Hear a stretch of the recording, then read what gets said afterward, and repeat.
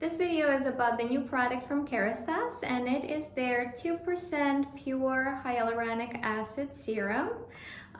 It's a repairing serum for your hair and your scalp.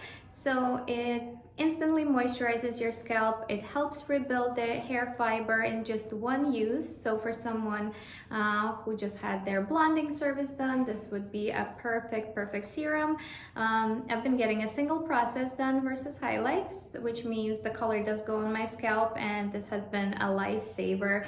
It instantly moisturizes your scalp, and the way I use it is after I get out of the shower, so you can use this on wet or towel dried hair. They do recommend to use 3 to 7 pumps.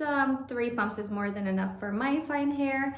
I do put 1 pump of the Blond Absolu oil afterwards.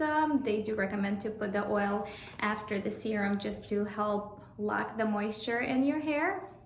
But the formula is completely non-greasy. It smells really nice, and you just feel how much it soothes your scalp, how much it repairs your hair. It makes it feel nice and soft, and I definitely recommend it for somebody with blonde hair.